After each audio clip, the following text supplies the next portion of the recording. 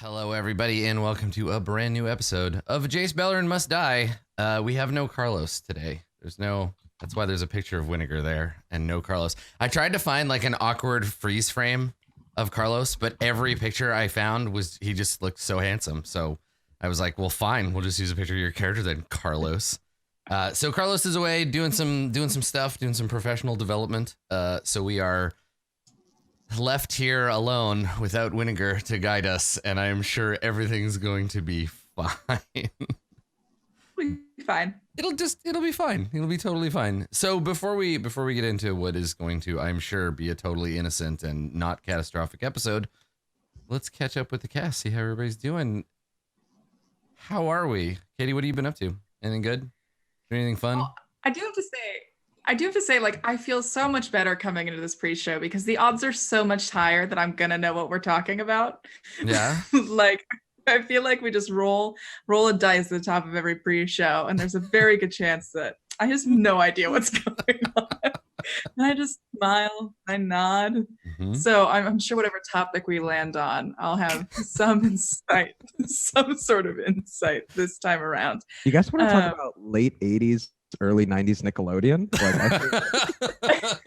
I do indeed. I would love to do that. Oh. What was the name of that? What was the name of that game show where they were like in the Aztec or like the Inca temple? Legends of the Hidden Temple? Mm-hmm. Legends of the Hidden Temple? Right. I can absolutely talk about this. Nice. We stumbled across like the one thing that I love more than anything, and that's game shows. Really? That's very interesting. So what kind of game shows do you like? Do you like the Takeshi's Castle kind of like obstacle course ones? Do you like what's your jam game show? I prefer like one cast over the season, like long form game shows. That's my preference. Were you like a Celebrity I love a good mole fan? A what? Celebrity Mole. Tell me. So tell me about it. So sorry. No, wait, hold on, Missy. Before you tell us what the show is actually about, Katie, what do you think the show Celebrity Mole is about? Thank you. If I had to guess, it is either like a hidden boss but a celebrity kind of thing, like the undercover boss, but it's a celebrity. Oh, so it's like your taxi driver was actually Tony Danza all along, and it's like a reveal. Like, yes. Okay, all right. Or they put celebrities underground and see how long they can last.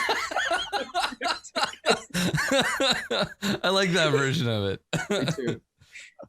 Unfortunately, the studios did not approve either of those visions. Celebrity Mole was just like this thing. It was like people would compete in challenges, kind of like Survivor, and then week after week they'd vote one person off, and one person has a chance to win this like whole bunch load of money. But one of the contestants is a mole. Like it is who is specifically like working to get everybody else off. So if anyone's like, they're trying to screw everybody else over. And if they win, if they're in the final like three, then like, I think nobody gets the money. Yeah, right. Which is the best outcome, the best possible outcome. I love game shows that are like that, where it's like, well, none of you won, so everybody loses. Sorry. It really encourages me to tune back in. Bye, Katie. So struck by Celebrity Mole. So blown away by that concept. And now the only people who are still visible are me and TK. So it's our show now. How's it going, TK? Did y'all ever play Zombie Flux? Have you ever played that game? It's the card game, right? Yep. Yeah. There is one card in there that my ex-roommate would try to get as many times as possible, and it was basically like you opened the gate and let all the zombies in. So it's kind of like, oh well, you're losing, but now you can make sure everybody loses. Oh yes. And even though I am an incredibly sore loser and I will never play any board games with anyone because I'm a very bad loser. Like I'm paying out in ones in Monopoly. Bad. it's real bad. Like one time I was playing with my now husband and I mortgaged my house to my sister, and I was like, yeah, just pay me once. Just give me one straight out of the bank. And I just like, because I owed him like $900. I Yeah. And I just like counted them out. You're a monster. After you think I don't know? You know, though, to be honest, I would rather play games with someone who's a sore loser than a sore winner. Like somebody who I gets. am also a sore loser. Oh, see, I knew that about I you, get it from my mom. like when somebody is like pouting when they lose, you can be like, okay, like I get it, it's disappointing to lose or whatever, you'll get over it. But when somebody's a smug a winner, I just want to launch them into space. I'm really bad. Like I'm exactly like my mom, and of course, like we both play spades and we both play Uno, and so it's like hitting like with a reverse 4 back and forth. It's like take four, reverse. And we get so mad. We get so mad at each other. So now we just don't play games together anymore. We're both people who's like, okay, I want to play Risk, but I'm going to be Australian. And you need to decide now whether or not you want me to play. Yeah. Because I want Australia. And if I don't get Australia, then I'm not playing. So if you really want to play. Well, and that's the thing, right? Like this is what sort of drove me away from playing Magic the Gathering for such a long time, was because I was playing in fairly competitive circles, and it wasn't like losing or winning. It wasn't like, oh, I'm having a rough time with this, or like I'm doing, but it was playing against people who, when they won, were just huge jerks about it. Like just like, and then luckily, I tap my island and I counterspell you, and I'm like, oh, cool, good move. And they were like, and I'm like, well, just stop it. So now I can play it on the internet, and if they're smug, I don't have access to it. They can just be smug to their computer, and it's fine. Well, luckily, yes, I am a bad loser and I am a bad winner, but I'm also really bad at games, so I rarely win. I'm like really, really bad. Like we played Battlestar Galactica, and I was like secretly mad that I wasn't a Cylon, so I just worked with the Cylons until I got the Cylon. Wow. So, okay, good. Plus, I was General Ty, so I took presidential status away from the person who was president and gave it to the person who was Admiral Adama, who was my husband and also a Cylon. They blew up all of our nukes. So they give you this game and they tell you the premise, and they're like, either you're a human or a Cylon, and you draw a human, and you're like, but what if I was a Cylon sympathizer? What if I just actively misplay the game for my own amusement? Don't play games with me. I was playing Risk with my husband and my brother-in-law, and of course I got Australia, and of course I was losing. And like my brother-in-law, his brother was a worse winner than I am. Yeah. And so he's the type of winner that advertises their strategy. And so he's like, oh yeah, 3 more moves and I'm gonna moves and this game is mine and blah, blah, blah. And so he takes his turn after me. So he's like, yeah, it doesn't really matter what you do. Just, as soon as we get to my move, this game is over and blah, blah, blah. And I was like, okay, John, I'm tired and I'm going to bed. You can have my army. And I just left and went to bed. I'm tired. I'm going to bed. You can have my army. I actually think that's how the first Crimean War ended. I think they were just like, it's cold. I'm tired. Forget it. Here you go. Yeah, because I still had, I had like 2 guys and like all of these different, but I had gone up from like Australia through like the Philippines. And so I had a lot of Eastern Asia, but I didn't have a lot of forces in each thing. And it's really hard to hold Asia. Yeah. Once you start getting swept, you're swept. Yeah. Yeah. And so he's like, yeah, I've got to. And then I'm like, man, I'm tired. I'm going to bed. Merry Christmas, guys. And his brother's just like, you can't leave. And I was like, I'm just so tired. Bye.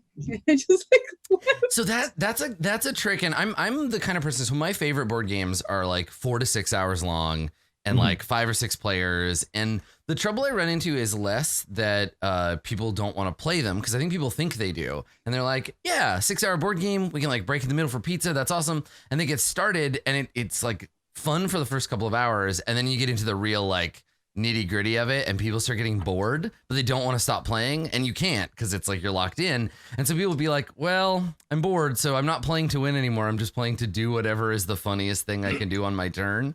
And then everybody's just like, the whole thing is ruined. The whole game has shifted into some other weird universe. It's a dangerous gamble, right? These complex board games? I love playing Pandemic. Only the only the biological terrorist edition. It's fine. I like collaborative games. I don't like a game where it's like I need to, or games that openly let me cheat. So if it's Munchkin, you better believe.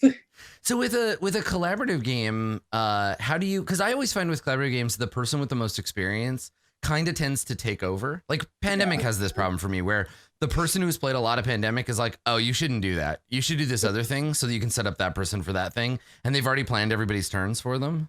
Mm-hmm. I try not to play with anybody who's more insufferable than I am. See, I had this issue with like Arkham. It's pretty fucking easy. I was gonna say that doesn't. I'm the limit. You're the top of the pyramid on that one. So I sure fucking am. Yeah.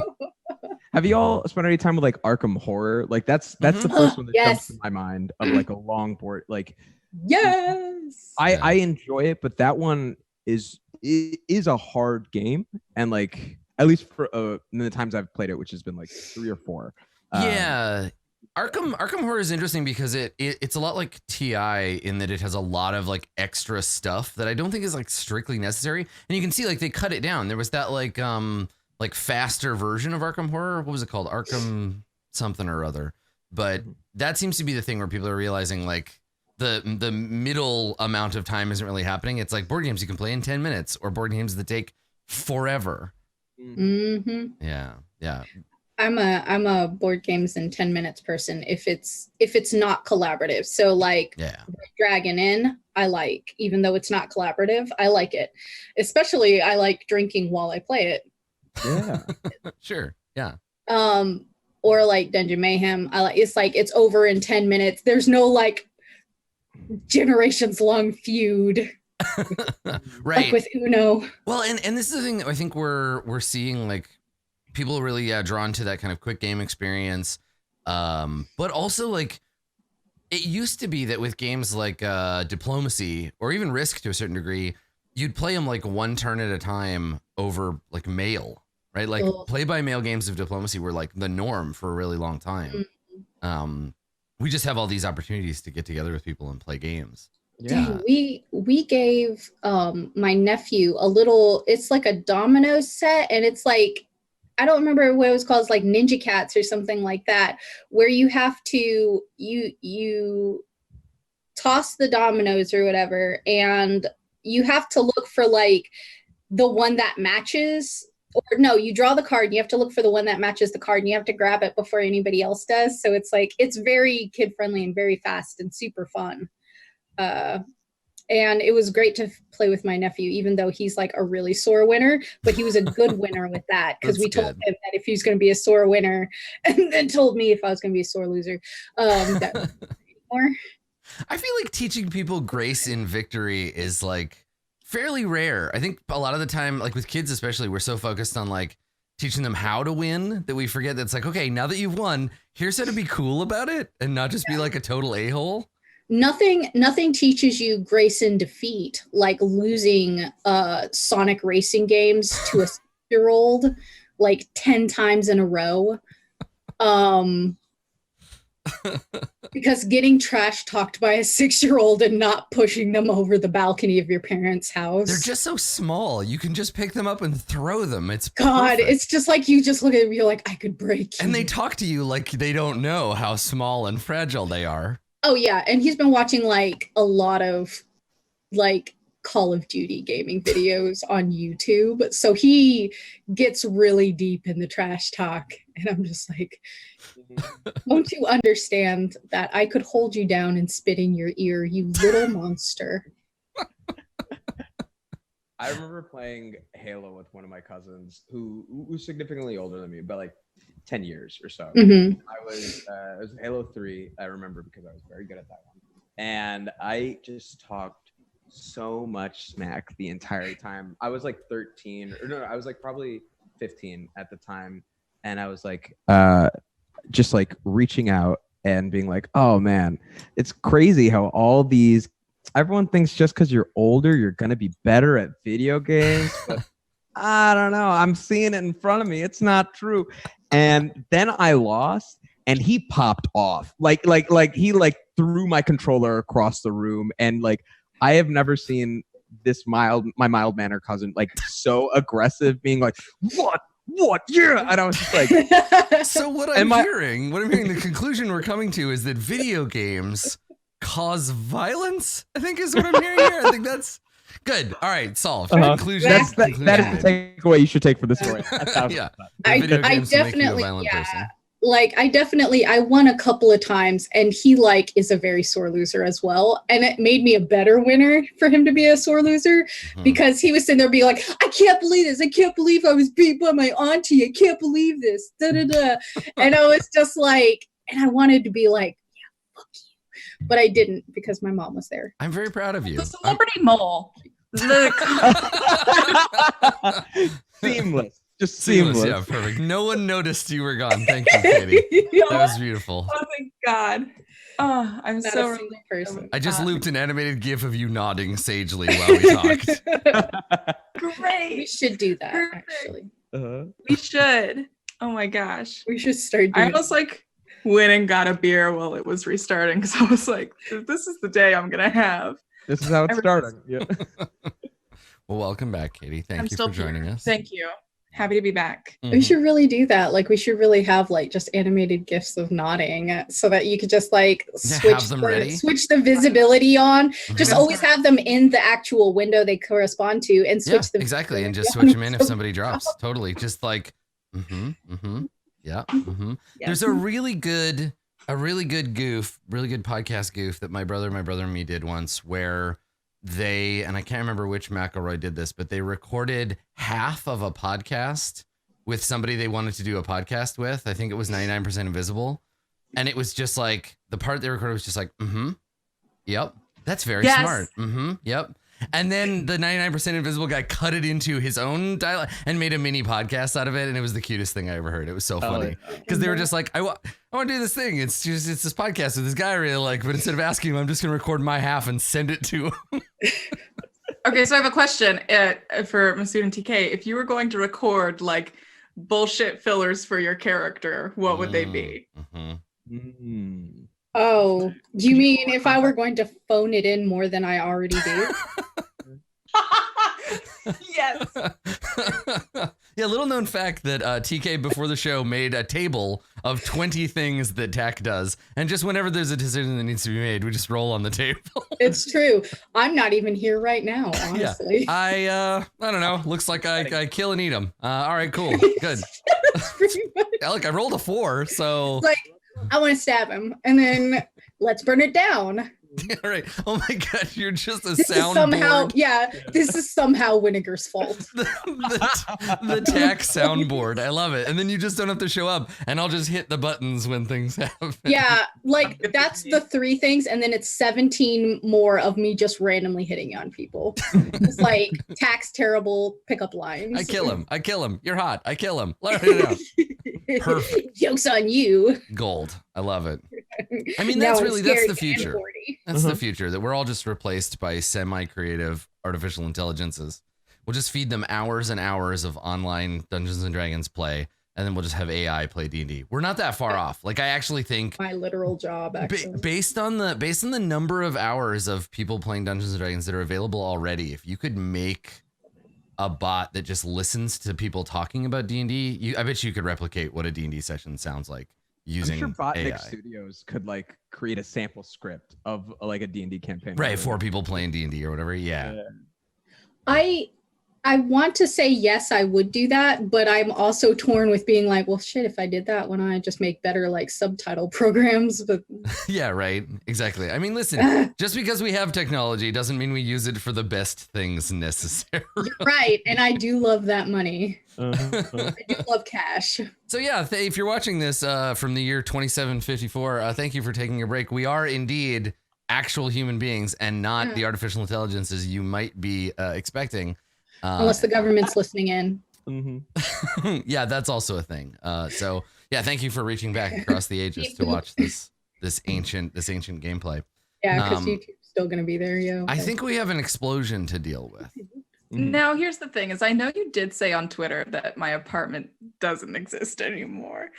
And are we sure? Can we define like, existence? it's like how many members of a band can you take out before it's not the band anymore? Like how much apartment? Ask Leonard Skinner. Oh!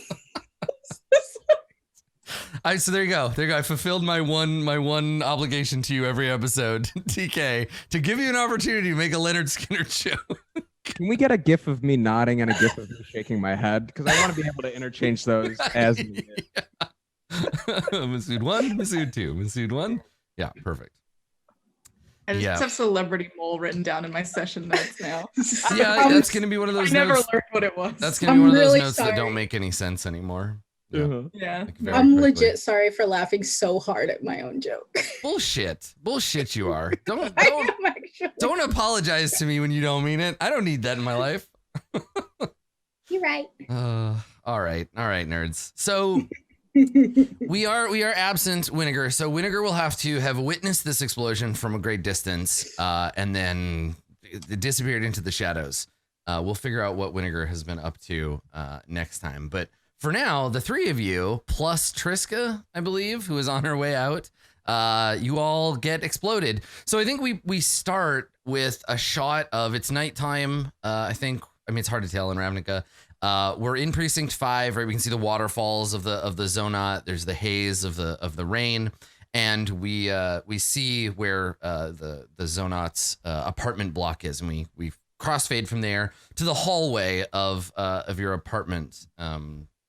And we hear, I think we probably hear like talking, like loud arguing, because you guys were all like talking quite loudly before Triska left. Maybe we hear Triska like say something and then go to leave, and then we cut to inside and we can see like, yes, there is all of the stuff going on in the apartment, right? We see Triska going to leave and she's basically like in a huff. Like, if you're not going to tell me what's going on, I'll figure it out myself. That's what I do. She goes to leave, and in the background, we see Tack skulking towards the ornithopter up on the table.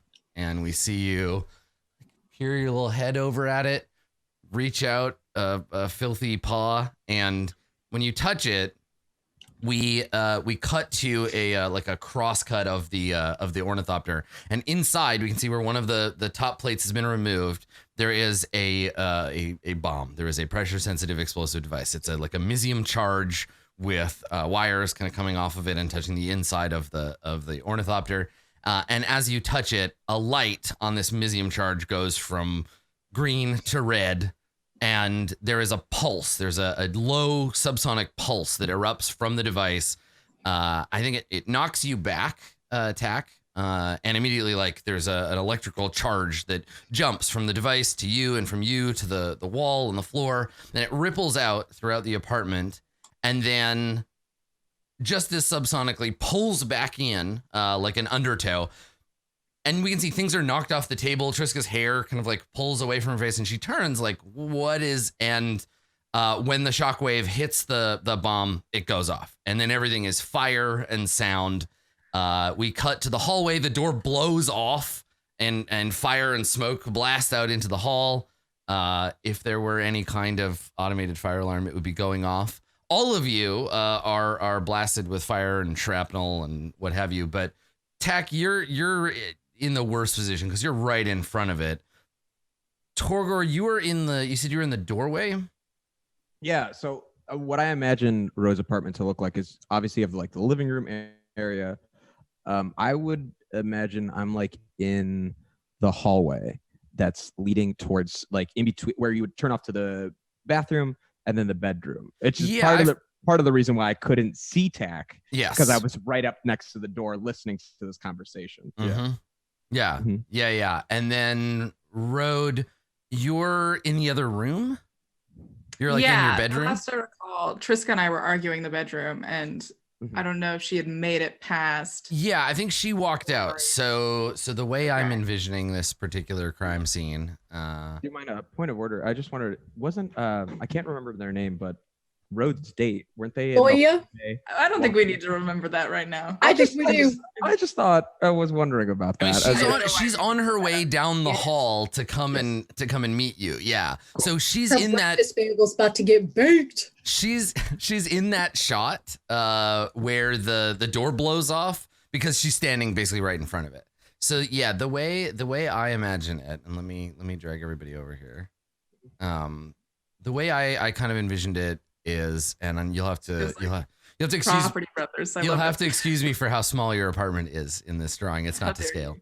So Okay, if thank you. this is the wall outside, right, into the like, I imagine that it's multi-tiered, kind of like a beehive, in the sense that there's a wall and there's all of these habitations built into that wall, and then there are layers. So like this would be the leftmost one is like a balcony, and you look out into the zonot, so you can see in the distance the waterfalls, and then all the way around the inside of this like canyon, basically there are these like habitations on one side of the wall. So one of these would be your like your apartment or whatever, and then I imagine that there was like the main room kind of like out here.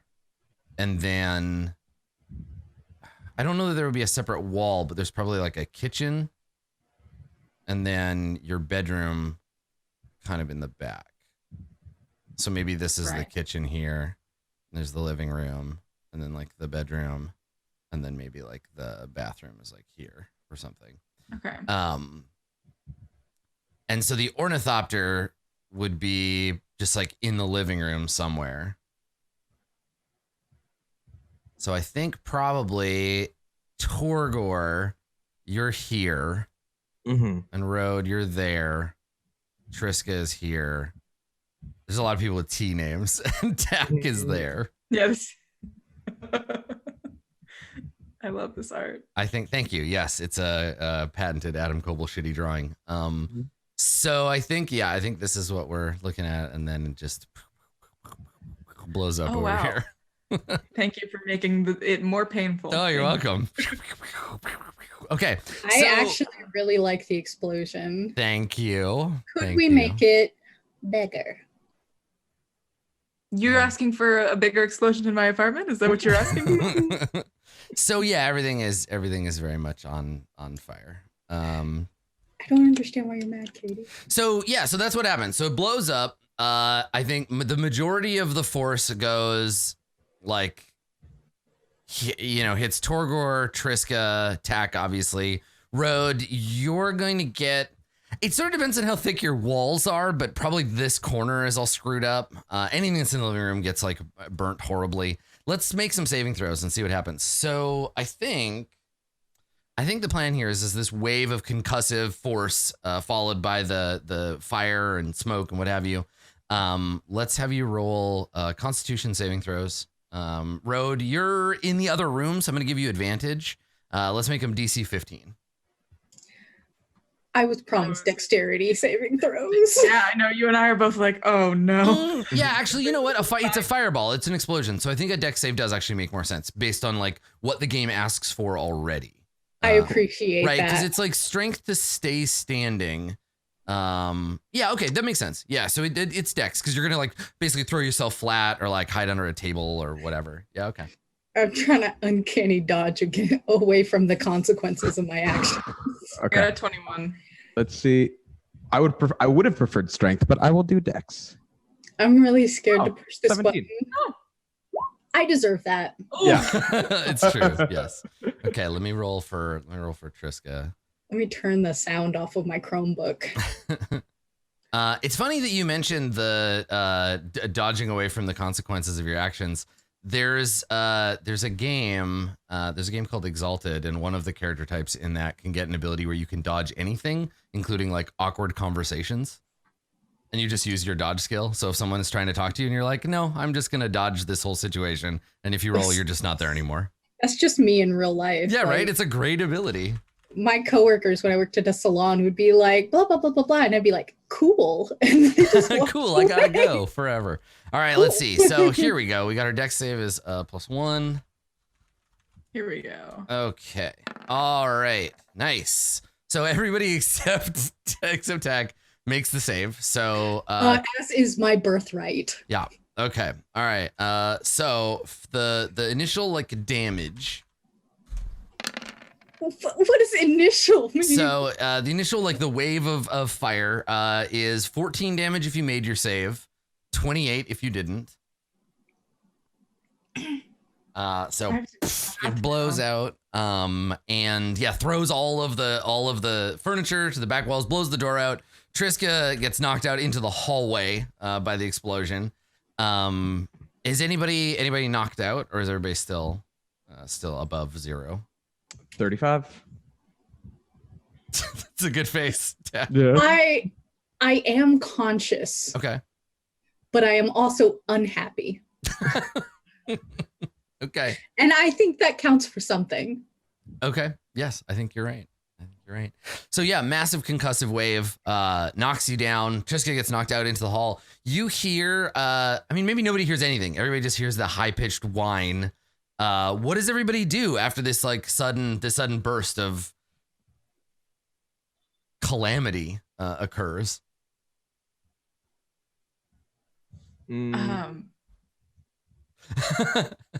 Everybody goes into shock. Chat says that Tack will blame Vinegar, and you absolutely fucking right. It's all Vinegar's fault. I don't say it though because I'm very tired. Sun's getting real low. Yeah, so what do you do? I lay there. Okay, yeah. That's good. That sounds good.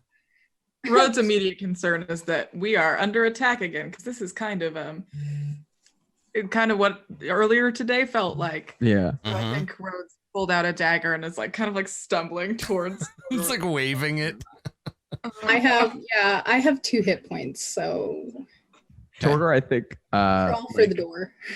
If you were to cut to him, it's just like ears ringing, just like really like dazed and confused by this motion, and like immediate thought is, where's everybody else in this apartment? And so like it's trying to do a head count.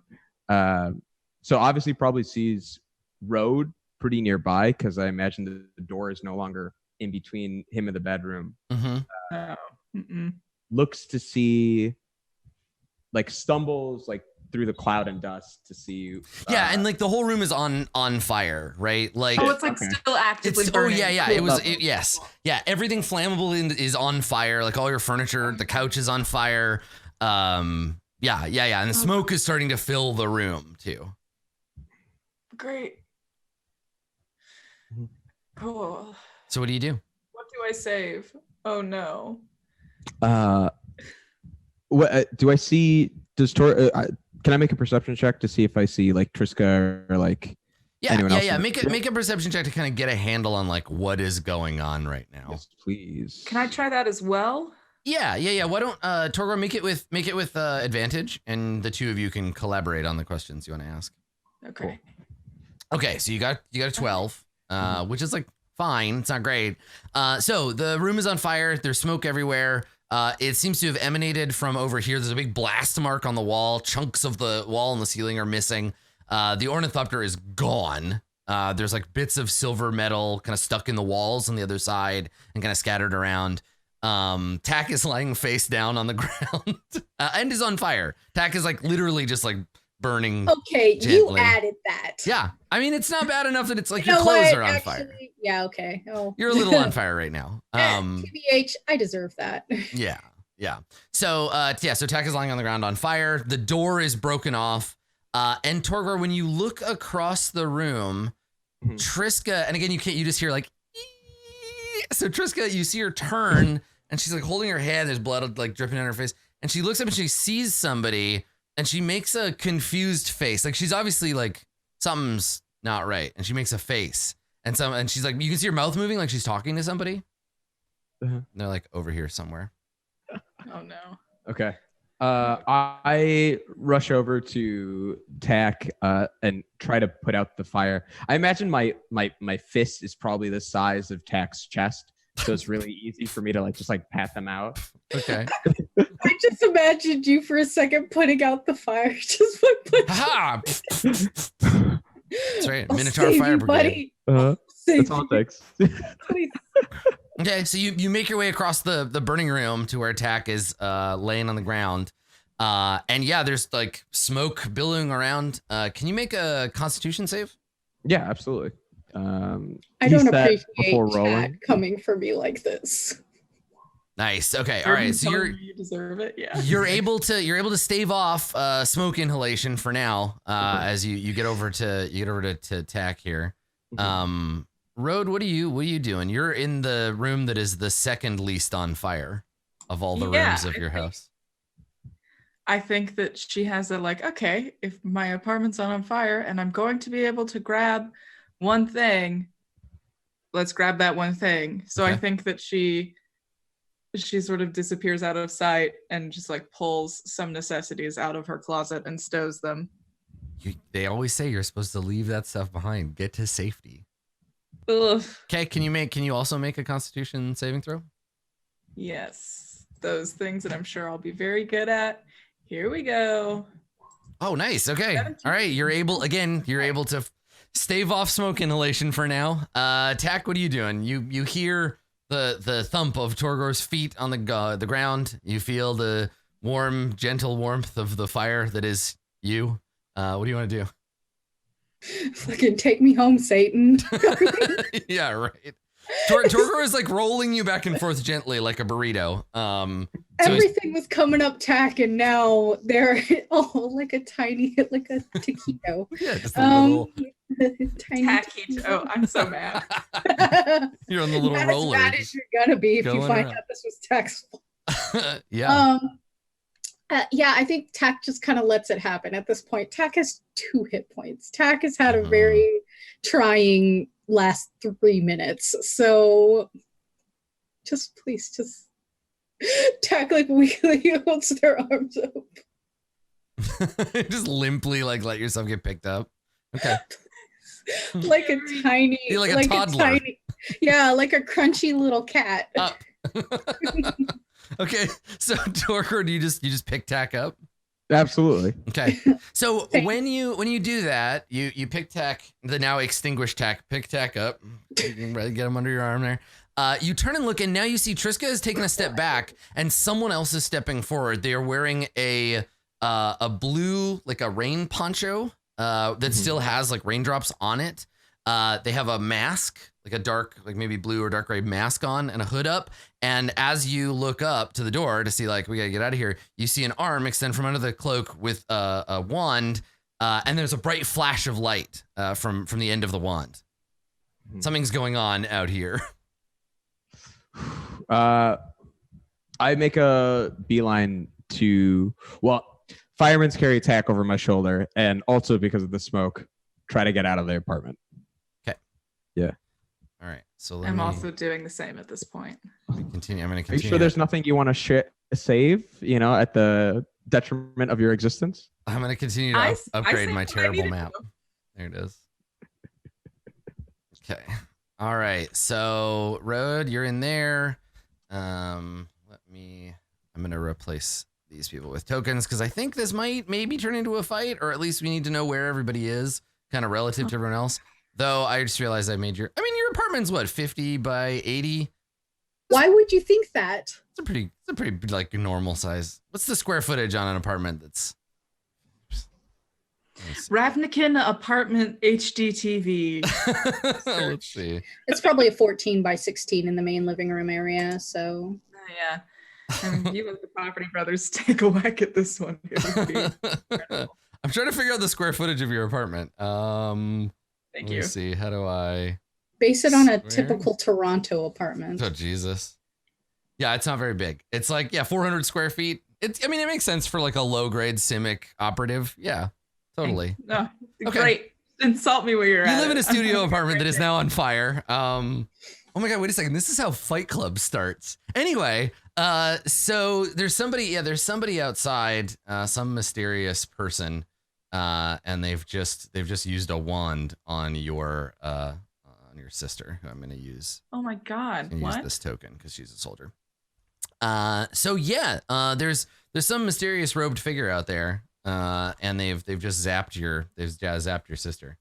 Let's. And I'm not in eyesight of this yet, right? No, you're still digging through your closet.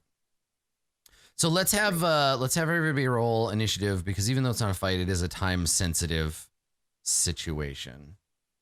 So we'll figure out the order in which everything is occurring.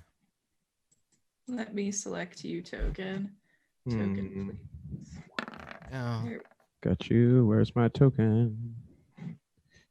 Okay, token Well, I'll have a selected. token song that we'll sing eventually. Okay, good. Okay, all right. So we'll start at the start here. So your sister, and I guess Torgor, you don't really see this happening, but outside, this person with the wand, we cut to the outside, and they've basically tased her. So their wand is crackling with electricity and mana at the end, and they just like tap her chest with it, and she falls unconscious. She's knocked out. You can see behind her in the hallway, in this camera shot, you can see that, what was your ex's name, Zoya? Yes. She's also unconscious. She's knocked out back here in the hall. And like the flowers she was bringing you are lying scattered on the hallway. Yeah. So, Road, are you looking for anything in particular? You can basically grab one thing per round as you dig through your apartment. I think that I have a collection of old journals in my apartment that I think that she like fills journals like obnoxiously. Mm-hmm. And she would like to keep those. So I think that is her keeping. And after that, she's going to try to get the fuck out. Okay. All right. So you can basically grab like one volume per like action. And if you just stand here by your bookcase, you can get 2 of them in a turn if you do nothing else. Do you want to do that? Okay. I will grab the most recent volume. Okay. The one that I finished, and not the most recent one is in my bag. Yeah. Already, what I'm currently writing in. So I will grab the most recent, and therefore the most bad to wind up in someone else's hands. And yeah, I like the idea that you take it off the shelf and then it's like, do I take it or do I just throw it in the fire to protect myself? I think she genuinely has that thing where she's just looking between the two, and she puts it in her bag. And then she's gonna make a move for it. Okay. Can you make a Constitution saving throw for beginning your turn? I feel like my luck is running out on the burning these. room. Yeah, it's not gonna it'll get worse before it gets better. But not now. Nice. Okay. So you're like able to resist the effects of the smoke for now. Maybe you're like got your scarf wrapped around your face or something, but it won't last forever. But for now you're able to grab that stuff. And then what do you want to do? I'm just gonna move. I'm just gonna make a run for it. Head out into the room. So yeah, you can move 45 feet. So I don't know if this is difficult. Yeah, you're all super fast now. Yeah. Yep. So the door is here. So you kind of want to go like just out. Yes. Just run for the door. Yes. Okay. So I mean, you get to the door and you see this person, this blue cloaked person with a wand. You see your sister lying unconscious here. As you get to the door. Do I recognize this cloaked person at all? Do I? Not at a glance, no. Okay. Then I think I'm just going to. It's like really obvious what just happened though. Like they're holding a crackling wand and there's an unconscious sister there. And I will probably tackle them for sure. Yeah, so you can run up to them. You can get close enough to attack or whatever next turn, but you can't attack this turn. Oh gosh. Yeah. You all got right. another 15 feet of movement from where you are. Oh no. Okay. Okay. Oh gosh. I hope. Okay. I guess I have to stay where I'm at, and maybe I duck right back inside out of perhaps hitting view. Out of view. Okay. So you see this person, then you like throw yourself against the wall, and I gesture at Torgor and I point and I make a panicked like series of motions that's supposed to be someone is outside, but probably does not look like that. Thankfully for you, Torgor has already seen the person in question, and so Torgor has some context for your flailing. Yeah. Great. Perfect. Okay, Tack, what would you like to do? You're currently being held in the arms of an angel or a minotaur, whichever. I don't think Tack really understands what's happening, so I'll just take the dodge action in case whatever, in case something else decides to blow up in my face. That's apparently not my fault, but might be. I don't know. I can't really keep track of all the terrible things Tack has done. Do you hop down from Torgor's arms, or do you Nope. just like cuddle up and I just like Save hang me. out. I just hang out Mhm. and like hopefully if something attacks or gets close enough to hurt me, then I could just like no. Are you small, like mechanically, like capital S small? I don't know if I'm small or if I'm medium. I'm Yeah. pretty sure I'm small though, because I think I can share a space with another person. Let me but check. I might be Because I you don't- might be medium. They're It doesn't say- SMOL. They're small. I'm small. Yeah, I you're think small. that it would Yeah, tell me. you Oh, are. okay. Yeah. Yeah, you're Okay. not, your size is small. Yeah, you're not medium. Okay, so Yeah. yes, so Torgor, it is completely reasonable for you, given how strong you are and how you're quite large. It's reasonable for you to carry attack under one arm while still doing other things with your other Please do not use me as a soft parry. arm. Just hold them up. Thunk. I know you were thinking about it. Don't do it. I'm not. I'm more or less thinking of using you if you hold your rapier out like a javelin. That might be more the idea. Something happened to my rapier, and I don't know what it was. So you But can it's gone. you can use a one-handed weapon while you have, but you can't use your maul. That's the only thing, Cool. because the maul. That's fine. Yeah. Put me in your backpack. A baby Bjorn, if you will. Yeah. So yeah, it's Torgor. It's your turn. Sure. Oh, also, Tech, can you make a Constitution save from the smoke? Yes. Thank you. I was kind of hoping you Just straight out refusal. No. No, I won't be doing that, Dungeon Master. I'm at 18. Okay, you're fine. I would just be like, well, Carlos isn't here. You're fired. I mean, it is weird because I do always phrase it as like, could you please do this for me? Or like, and yeah, I guess you could be like, no, I don't want to, but then that's fine too. It's like, okay, that's an auto fail. Yeah. Enjoy. Yeah, I mean, you could choose to fail. All right, so Tech, you don't pass out. Your lungs are burning, your eyes are watering, but you're still conscious. Torgor, tack in hand, what do you want to do? I book it into the hallway. Okay, all right. Yeah. So you can go in a single move. You can get like right out there. Yeah, perfect. I want to try to get out of the space of the fire and smoke as much as I can. Okay, so you carry Tack out into the hallway. Is Torgor right-handed or left-handed? I believe right-handed. Yeah. Right-handed. Okay, so then you're holding Tack under your left arm, so you have your other arm Yep. free. Okay. As you move, are you gonna draw a weapon, or you want to keep that hand free? There's no door, so you don't have to open it. For sure. I will. And so I see Triska and Zoya duking it out in the hallway right now, right? Mm-hmm. Going back and forth. Then I will. No, Zoya's unconscious. Zoya is. Yeah, so Zoya's out and Triska are both out. Yeah, they both got stun gunned by this person. Oh, for sure. Then I will definitely have my rapier out. And I'm gonna ready in action for if they like. Actually, yeah, no, because I wouldn't have time to have set my crossbow. So yeah, I just have my rapier out ready for it. Like as soon as one gets within attacking range, just like hitting them. And now that you're out here, Can I use my- if you look this way, you can see there are 3 more blue cloaked figures coming this way, and they're like dashing. They haven't got a turn yet, but I'm gonna roll for them at the beginning of the next turn.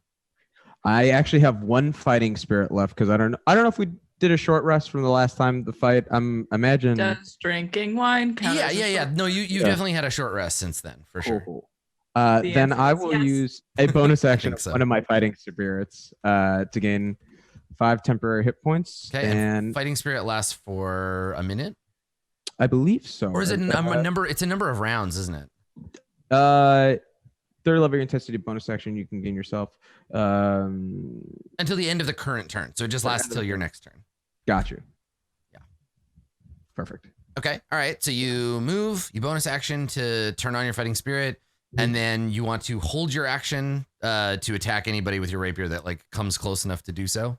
Absolutely. Okay, cool. All right. So the narcomancer, the guy that's knocking everybody out here, sees you come running out, turns, points the wand, and says the magic word and casts the sleep spell right here. So a pulse of bluish light pulses out from this spot, and let's see how sleep works. I think I have to roll. What's funny is that Tack is going to get knocked unconscious, and Instantly. Road might, and then Torgor won't. Let's see. So I roll casting it using a spell level of 2nd or higher. Do I have a slot for that? These are psionics. These aren't spellcasting. Okay, so yes, I can guess it. 2nd level. So it is 5, 6, 7, D8. Okay. Mm-hmm. Let's roll.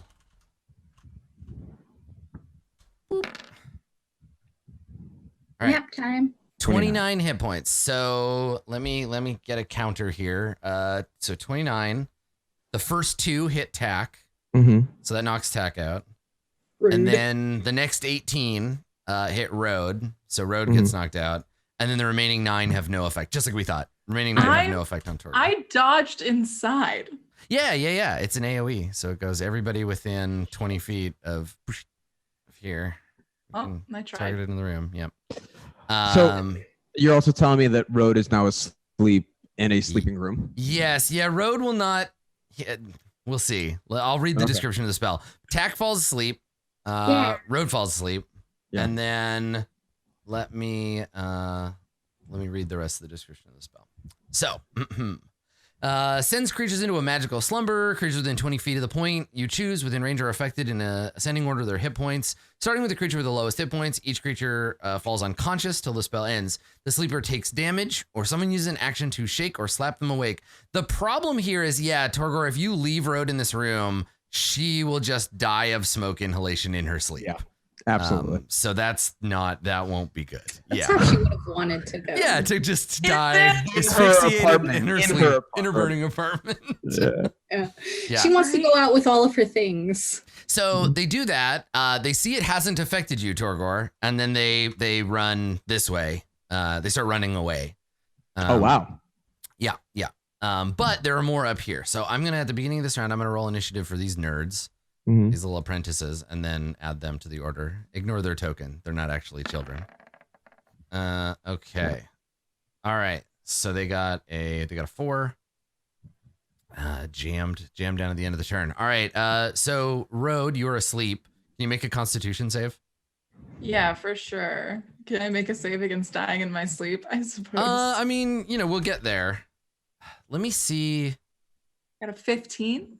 Okay. All right. I don't So know if you're that's not. disadvantage or anything because I'm unconscious. No, you're okay for now. Okay. And on the plus side, you are now closer to the floor, where there is less smoke. Safety 101. So you passed out and you've fallen down. And I think things are burning like near you. Eventually, either you'll start inhaling smoke or you'll get lit on fire, which will burn you and then you'll wake up. So one of those two things will happen. Okay. All right. So I'm going to just, she's asleep. She might get woken up. Tack is unconscious. All right, Torgor, you get that fighting spirit. It's your turn. What do you want to do? I will. You got a sword in one hand. You got Tack. Sword in one hand. I'm going to use all. I don't know if it's all my movement, but I'm going to set Tack down. Okay. I'm going to go in and grab Road, and like, because they're right by the door, just kind of like drag them through the door and set them behind me as well.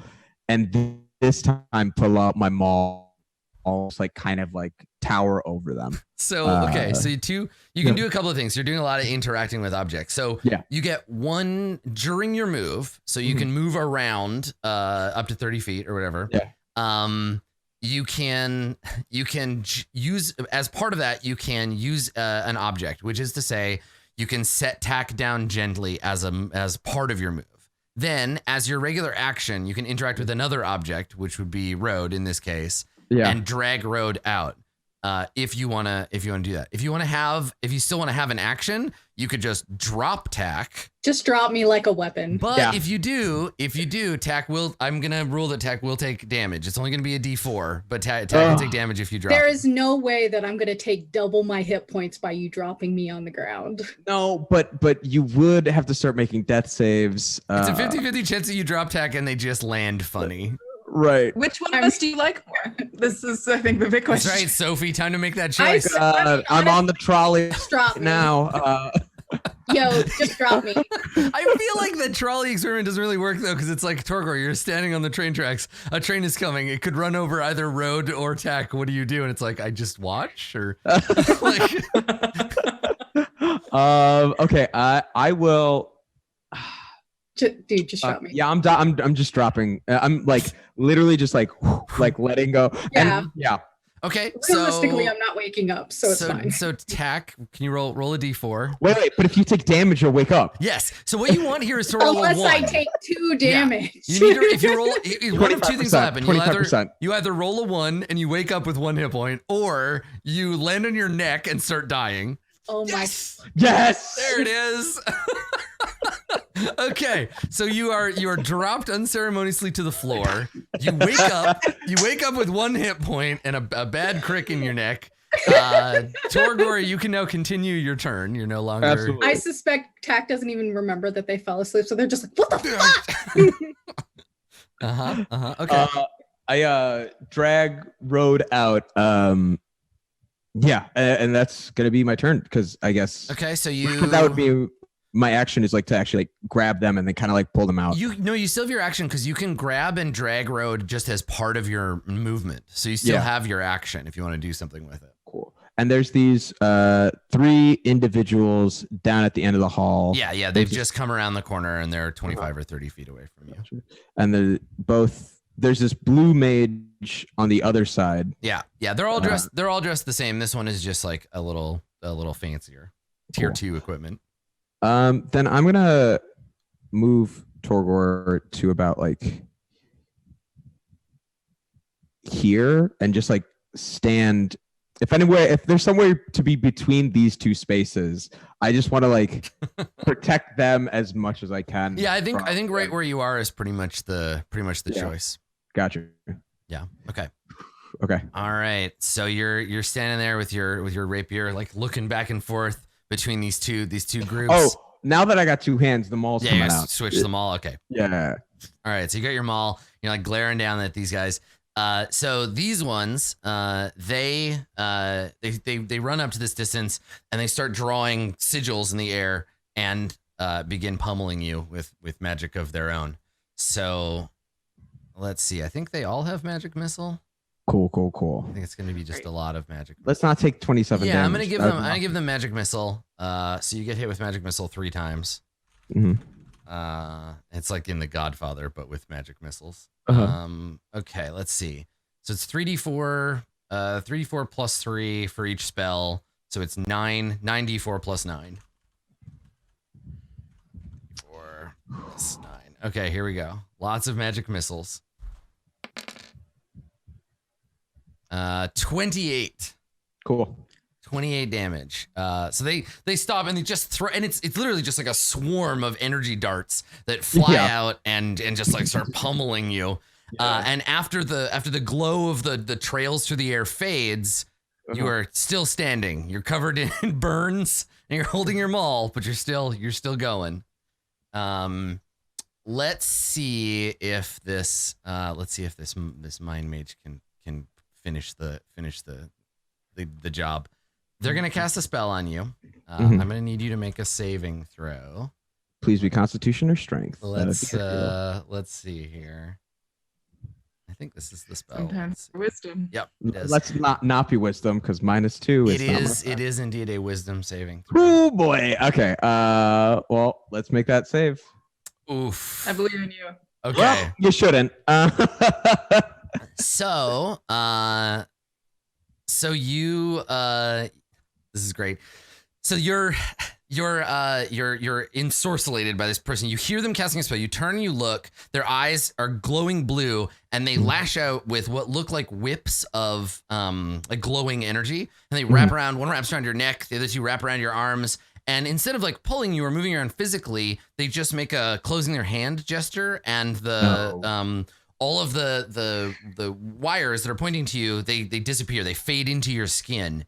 And you feel your will being suppressed. You can feel the puppet strings tighten. And you fall into the effects of a dominate person spell. Everyone who is conscious, which is to say Tack, you see Torgor's eyes glow blue for a second, and then his features kind of just like go slack. So let's see, you are charmed by this person. And they can issue commands to you, which you must do your best to obey. They can use their action to take total and precise control of the target. Okay, great. So, Road, you are still asleep. Can you? You don't have to make a saving throw now. You have some fresh air. Thank you.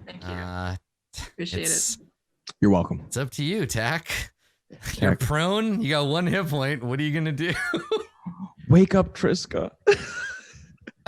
Or me? What? Sorry. So I had to answer in character. Yeah. Let me paint the scene again for you real quick. So the door that is behind Road is broken open. There's tongues of flame flicking out the top of it, smoke pouring up into the sky. You are standing on a 15-foot wide walkway. There is a railing on the left hand, on the western side here, left-hand side. Over that, there is like probably like a 30-story drop into a big pool of water, into the zonot itself. And above you, there are just more layers of balcony and apartments that go up like another, 20 stories up the side of the cliff. So yeah, there's a fire behind you. There's a big drop up ahead. To your left and right, there are wizards. One of them seems to have seized control over Torgor's mind. What are you gonna do, Tack? Do I know anything about this magic? You can make an Arcana check. I'm gonna fail that. I already know. You saw the spell being cast. I'll let you make an Arcana check. Oh boy. Neat. I got an 18. 18. Okay. Well, you're not a wizard and you don't know the spell itself. You did see there was some physical like effects. But it looks like this person's magic is coming from some other source. They didn't like speak. They didn't you didn't see them like moving their lips. They didn't do a bunch of like complex somatic components. There's no material. It just seems to have happened. They just seem to have willed this into effect. Torgor is They didn't issue Torgor any commands? No, not yet. They just used all their energy to like get a hold of Torgor. So Torgor's in stasis right now. I know, like, because of an 18, I know that they cannot issue a command yet, or that they chose not to issue a command. They 18, I think they haven't had the opportunity yet. This turn was getting the hooks in them. The next turn they're gonna pull on the string. Yeah, I think, God, and I have no idea how to like break a spell like that or anything. Not with your knowledge. No. Sometimes like slapping someone in the face can break a magic spell. Other times you have to attack the person who cast it and hurt them. It's hard to say with a particular spell like this. Even with an 18, you just don't have the expertise, I think. Yeah, I think I'll go ahead and like scooch over and wake up Road. Okay. Thank you. Okay. All right. Masood left because Torgor is now an NPC. Yeah, that's fine. Well, now Katie, you're playing Torgor, and then Masood is Road. So great. All right. We were talking about this in April Fool's twist where I was Torgor. Yeah, I go ahead and Tack just like pricks Road with like their little melon ballers, just like wake the fuck up. Yeah, so you want to take your action. You stay prone and you want to wake Road up.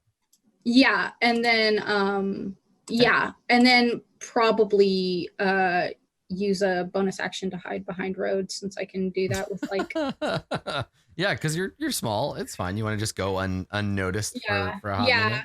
Either like nimble escape or whatever. As I a think bonus. make a stealth check because it's like pretty chaotic and it's like dim lighting out here. Okay, 23. All right, so you're hiding. I'm like under or beside. So yeah, you like shake Road, like Road, wake up. Road, you wake up. You are Chicago internet. Yeah, you're unconscious. Yeah, apparently Chicago internet today. Okay. So if we have Masood, it's Torgor's turn. I believe. Yay. Do you guys hear me? Yes. Am I back? Yep, we got you. Oh, terrific. Perfect timing. It is your turn, Torgor. So let me see here. Yet to have any commands issued to me though, right? While the target is charmed, if a telepathic link, you can issue commands. Oh, here we go. You can issue commands to the creature while you're conscious. No action required. So you feel this person's voice in your mind, and they are commanding you. And it's more like an emotional command. It's not like words, like do this, do that. You get the sense that like you've been wrong about Tack and Road this whole time. That like maybe you thought they were your friends and your allies, but finally someone has come along, someone smart and intelligent and wise and handsome has come along and shown you the error of your ways. These new blue-robed people, they're your real friends, Torgor. And now all you need to do is help them get Road and Tack somewhere safe where they can be deprogrammed of all of the terrible wrong things they've learned recently. And it's you need to help. You just need to help get them there. And you know, sometimes people don't want to be helped, Torgor. Sometimes people are resistant to help. But you're a big, strong Minotaur. You can help, can't you? Torgor. Where's the dominate part though? Where's the lie? Yeah, right. Exactly. This spell is just called "Tell You Things That You Already Know." And called intervention. Tack has disappeared, right? I can't see Tack anymore because they. No, I don't think you can. I think you look and you just see Road. Perfect. So Torgor sheets his maul. Hey, Road, don't worry, it's gonna be okay. And then I pick her up, and I just like put her in such a tight bear hug that she can't escape. Okay. So you like try to grapple. All right. Yeah, and then I start walking towards the mind mage. Okay, so you can make. I assume that Road. I assume you resist. I assume you try to get away. Yeah, boy. Okay. Okay. All right. So Torgor, you reach for Road, and Road is gonna try to like fight back. I'll use athletics, right? Yeah, right. So you gotta make the attack first. Okay. So roll. It's basically the same as a strength save because you're proficient with your own. It's a +6. So just basically make a strength saving throw. You have advantage because Road is prone. So I got a 25 with advantage. You lunge down and grab Road. And now Road, you are being grappled, which means you can't move until your turn. You can attempt to break free with either acrobatics or athletics. So you can do everything else you normally would, but you're and I guess do you pick Road up off the ground? Oh yeah, no, like okay, so you're not dangling. Prone. Yeah, she's no longer prone, but her feet are not on the ground. Yeah, she's entirely being supported. Right, being squeezed. Yeah, being squeezed, and like a very like. It's almost bone crushing. It is very firm, and it's like a tight hug. No. That has gotten too tight. Yeah. Okay. All right. So Road, you're being squeezed by Torgor. Great. Okay. So seeing that, these other three, they're gonna come kind of up here, and let's see. Do they have anything to try to sedate you? Let me take a look. No, it doesn't really look like it. They just have magic missile, pretty much.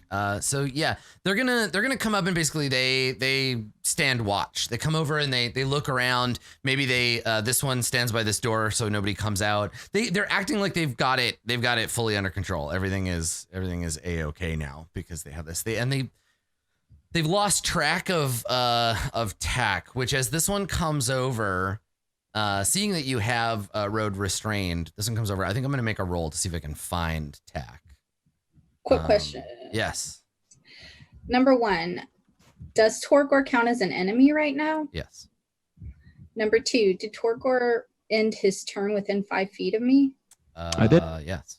I mean, I would- well, actually, I guess once I grapple them, I would have started walking here. Oh yeah, that's right. So you can drag. So this would have been kind of where you ended up. Okay, so you're still like, yes, yeah. Yeah, still yes. Torgor's still Okay. close to you. can I use my skirmisher to slide closer to Triska since my What does that ability do? move up to half your speed as a reaction when an enemy ends its turn within 5 feet of you. This movement doesn't provoke opportunity. Oh, cool. Yes. you're like, you want to skulk around over here? Yeah, just like Right, using Torgor as a shield. Okay, all right. imagining I'm action rolling as Torgor is picking up road. So the concentrating on the dominate person spell means that this person can't do what they normally would do and just detect thoughts to find hidden people. So you're able for the moment to, let's see, stay hidden depending on how my perception roll goes. Let's see. Ugh. They have to beat a 23 of TK's stealth, right? It's going to be very difficult for them to do. Yeah. So there's no automatic, like, this is the best they could possibly do. I get a 22 with a crit. Doesn't matter. You're still hidden. Like, you're just not possible to find by this person. I think they almost saw me when I action rolled across the hallway, but they were just like, wait. Yeah. So as you walk up, he places a hand on your face, Torgor, right, like on the side of your face, and he looks at you, and you have this like shimmer, and his eyes are glowing blue too, and he nods slowly, and he says, "Very good, Torgor. Our master will be pleased with your actions here. You three, make sure there's no evidence left. And find that goblin. Road, you are still conscious. You're struggling. You're getting squeezed out. What do you want to do? You want to try to break free? So the first question is, Yeah. I know you were talking about the light levels here. Yeah. Would you say we are in dim light or darkness? I would say we are absolutely in dim light. Yes. Yes. Then your girl's teleporting for the first time. Hell yeah. Unlocked. Yes. We've done it. So I can teleport 60 feet away. Okay. Basically, I can teleport 60 feet away. So what I'm going to do is I'm actually just going to teleport right behind Nothing personal, kid. that mind mage. Okay. And then I'm going to get advantage on my first melee attack. Haha, karate. Okay, so And then and then I'm just gonna I'm gonna try and disrupt whatever fucking thing Torgor's under right now. Okay. All right. So is it a bonus action to do the teleport? Yes, it is. It is a bonus action. I can teleport up to 60 feet. Everyone Nice. chat now. Okay, good. Thank you. Cool. So what does this look like? Do you just like, you're there 1 minute and then you're not? Do you literally turn into shadow and flow around this person? Like, what does it look? Oh my gosh. Yeah, I think it's got to be little like tendrils of darkness for sure. Keeping in theme. Dangerous shadow noodles. Yeah, but you don't see them moving. She just like turns into just like this black wisp for a second, and then it just reforms. Yeah. Okay. Cool. So Torgor, you were holding onto Road, and now you are holding Shadow, and it just disappears. And you sense your new best friend. You sense his frustration, and while he is attempting to command you to like stop her, basically, she is punching him in the back. So yes, you have advantage on your first attack. Yes. So I'm going to go ahead and do that. Let me see if there's any other sort of. I'm gonna stack some key points on this. So I'm just You're like, I just pull my hand back and I put all my key points into my fist and I punch him in the head. Just like, all of them, like a fistful of key points. Yeah, literally her apartment keys. Yeah, right. Nice. So cool. Let's do. Yeah, I know exactly what's fucking happening right now. Hell yeah. All right, so we're gonna do the first attack. with advantage, and I'd Yeah. like to make this perhaps a stunning strike. Yeah, you can do it after you hit too. Yes. If we can hit, let's roll this first one. Okay. It's gonna be a 20. That is definitely a hit. So blam, punch him right in the back of the head. So that's 7 damage. Okay.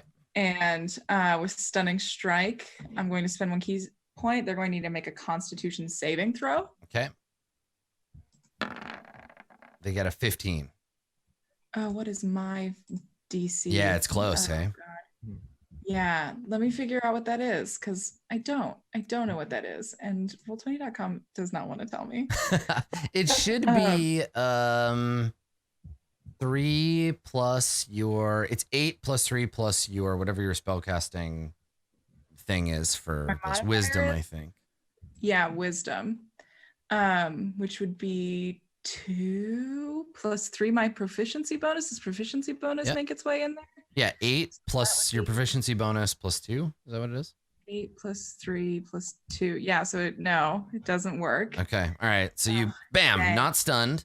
Let me roll to see if you break the concentration on the dominate person. Make another con save. And 10 or better, I think. No, you break the spell. Hell yeah. Yeah, the punch breaks the spell. Bam. Okay. Brilliant. So Torgor, for a moment, you feel that pressure of like somebody else's frustration in your brain, and then it fades. It snaps like a. I plastic let band. none of this show on my face. Yeah. Okay. Oh, good. Mhm. Cool. Can I then try to grapple him? Yes. Can I try? Well, Yeah. it's strength, isn't it? Well, Oh. yes, it is. But also this guy's a scrawny wizard, so Yeah, I'm also a scrawny boy. yeah. Okay, I'm just gonna keep punching, I think. Okay, yeah, you want to punch him again? Okay. Yeah, so second turn. Second. Oh, that's a set. Wait, yeah, nope, that one's not gonna hit. It's Yeah. a critical fail. Yeah, and you've already used your bonus action, right? So you don't get to do Yeah, I any don't other get to bonus stuff. do the bonus boy. Okay. All right. Yes. Okay. So you cool. appear I- behind, you give him a punch, you break the spell.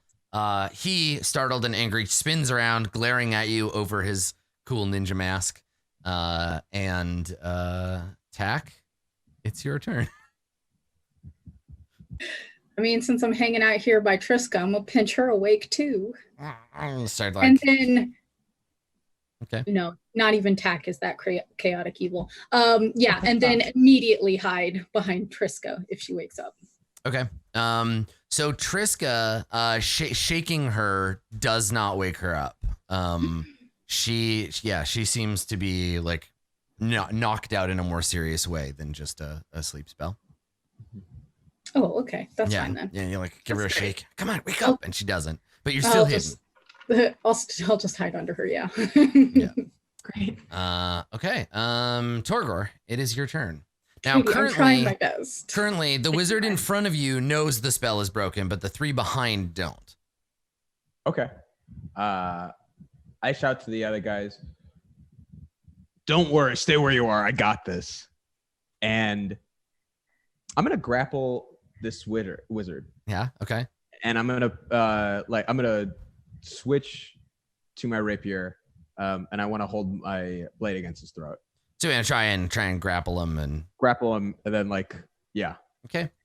another strength saving throw. It's just an attack roll. So like we did before, make the strength save, but it's not really a saving throw. That's just statistically the same because you don't have an unarmed attack. Ooh, you miss. I missed. He pulls aside as you lunge for him. If you have another attack, you can try again, but Oh yeah, absolutely. I'm gonna use my slippery extra attack. wizard. There you go. Second one, you grab him. All right. Perfect. So for now, until he makes an action to get free, his speed is 0. And you grab him with your other hand. Okay. I grab him. I put the blade in his throat, and I shift us. So, like, he is now in front of Body shield. body shield between, and Road is now behind. So you just you use your move to like turn him around in front of you. Like, yeah, like once I've grappled him, whip him around and kind of let the blade press in a little bit on the move. Okay. But yeah. So the mind mage, you turn around and the mage looks at his companions who are like, oh shit, like Torgor got free, and he shouts, kill him, you fools, and they are all going to use their last barrage of magic missiles on you. There's magic missile just hits. They only have one more use of it. That's the bullshit thing about magic missile. So they all fire and they're gonna streak around this. They're like the thing from Fifth Element. They're gonna go around the target and hit you. I think Tack pops out from hiding underneath Triska with their badge again and uses one of the counter spells charges. Yeah. They don't know that it will work on only one of them, but they're gonna try. Yeah. Okay, cool. Sure. Yeah, so you appear out of nowhere like haha and absorb. So I think what happens is they all fire the magic missiles at you and they come streaking towards you, Torgor. You can feel that familiar sting, like you're ready for it. And then 28 point of damage. Yeah, and then we see 3 of the missiles swirl like wildly off course and then spiral away and disappear into the amulet that you are holding, Tack. Yeah, I did it. Yeah. What's great is that it uses charges, and I don't think you know how many charges the amulet has. I have no clue. That was a bold move because it might not have done anything. Post-dominate person, I was like, I could use that, but then I was like, this is way more dramatic. Yeah, so you absorb one of the magic missiles. So instead of 9d4, it's only 6d4 plus 6. Mm-hmm. How many hit points do you have, Torgor? I have 12. Okay, statistically not looking good for you. Nope, that's okay. Torgor takes 21 damage. I'm down. Yeah. So Torgor, you are pummeled with blue mana, and you tumble backwards, knocked to the ground. Cool. Okay. That's rough. If I get to, I don't think I'll get to negative 25. Yeah, they're not going to attack you again now that you're down. Yeah. Yeah. Do I fall on this wizard? No, you fall down at in the same square you're in. You like tumble to the floor. To ask. Yeah, of course. Sure. Yeah. Okay, so the mind mage now able to see that Tack is here, turns and is going to one health Tack. I think he's just gonna kick you. It's just gonna be like, stop that, and just try to boot you for the one hit point. That's super rough. I'd like to uncanny dodge. So let's see. So he has to make an unarmed attack, with advantage because you're prone.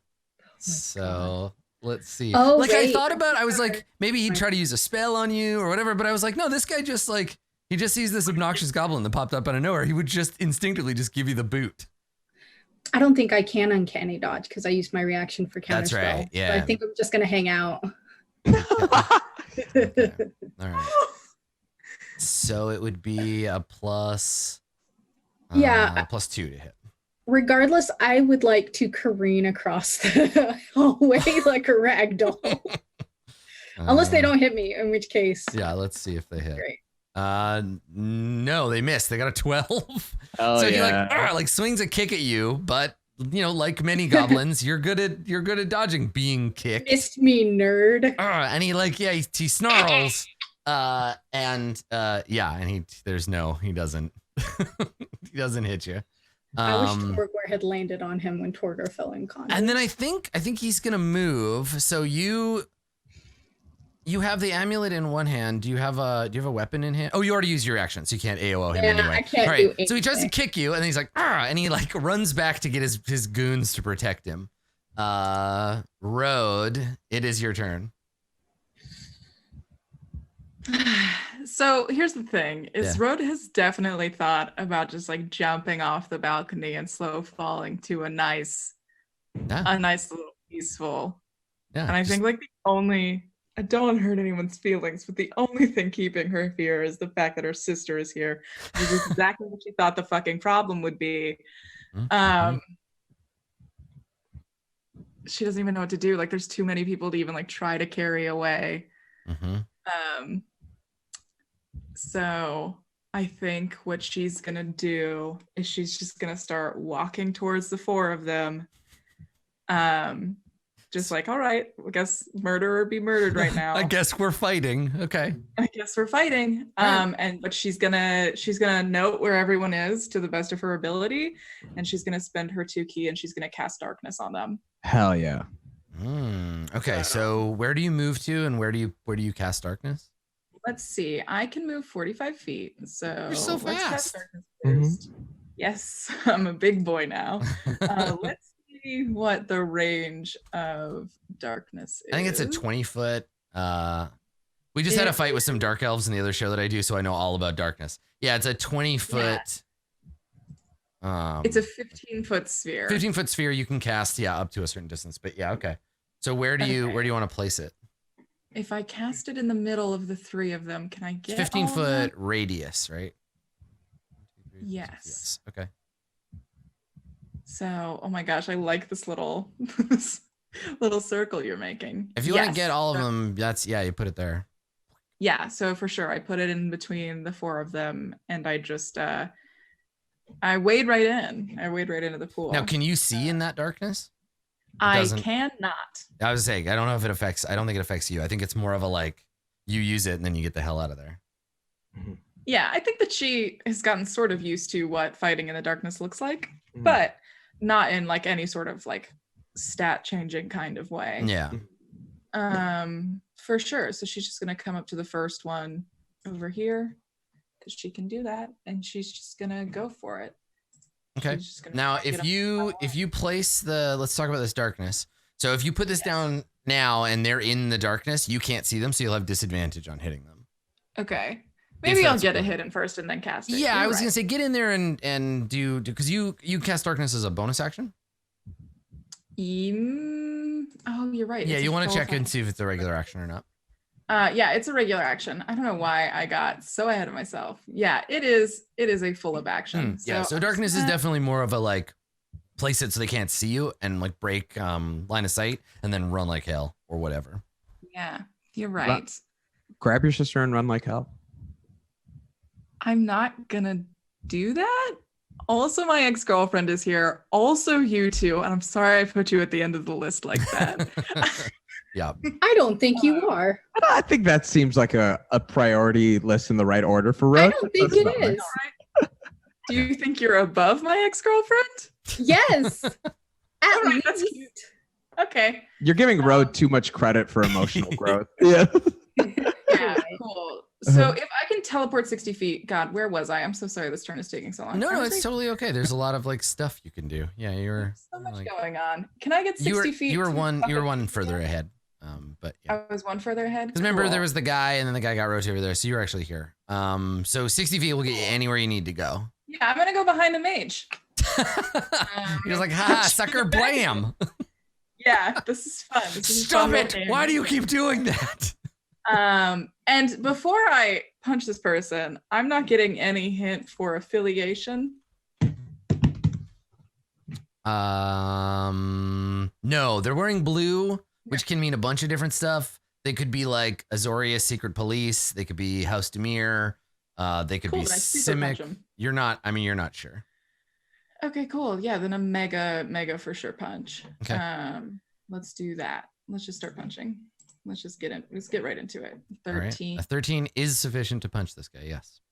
Nice. So that's gonna be 4 bludgeoning damage. Okay. And would you like to attempt to stun? How you doing for key? No, I don't want to attempt to stun. I just want to punch him again. You're just gonna keep punching him. Okay. I think she's like upset. Yeah. I think that this is where she's at. A second. Oh, that's only a 9. Oh, that's a miss. Yeah. Yep. Super miss. That's okay. I'm gonna spend 1 key, and I'm going to punch 2 more times. Okay, do it. I think. Nice. 24. Yeah, 24 is a hit. For 8 damage. Okay. And another 24 for 9 damage. Yikes! All right, so just like a series of punches, 3 of which connect, and this person like staggers back, having been punched very hard, very fast. Tack. That makes it your turn. I think Tack's gonna crawl up to Torborn and at least try to stabilize him. Okay. So do you want to be on like the other side of Torgor and like crawl over there? Because you could, if you get Torgor between you and then you could make a bonus action hide again, right? I would love that. Yeah. I am a big beefy minotaur. Torgor's a big unconscious beefy minotaur, so you can. He's so beefy. Yeah. Okay, so make that medicine roll to stabilize, and then we'll see about hiding. It's a -1, so pray for me. Cool.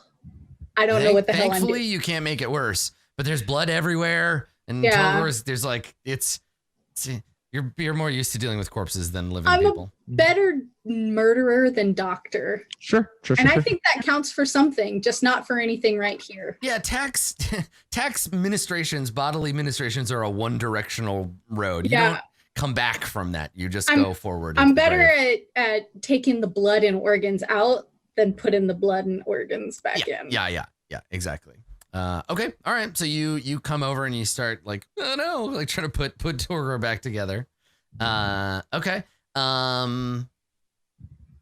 Torgor, or you make your stealth check too, because you can hide while you're doing that. Because goblin. I'm about to have to hollow out Torgor. Right. Oh my God, what happens if you die? I didn't even think about this.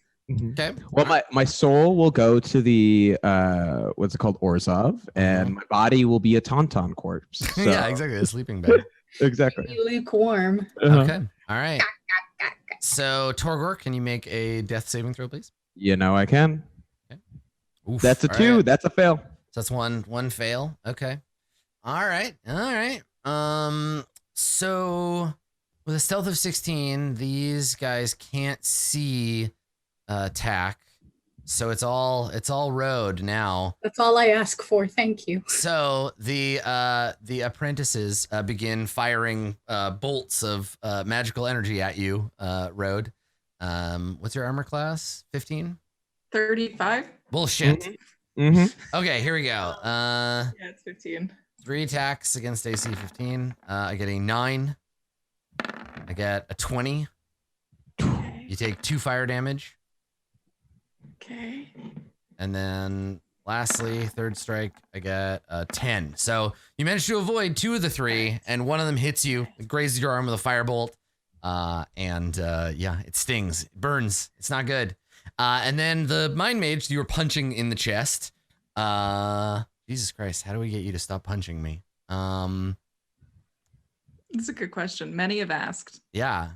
Please stop. Oh, he's still got his wand, right? His like stun zapper thing. So he jabs you in the chest with it. Great.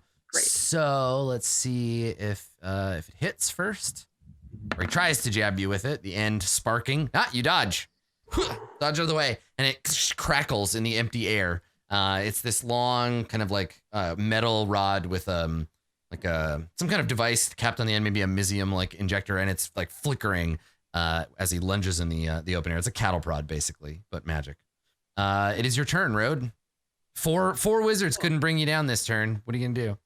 Hell yeah. Great. Cool.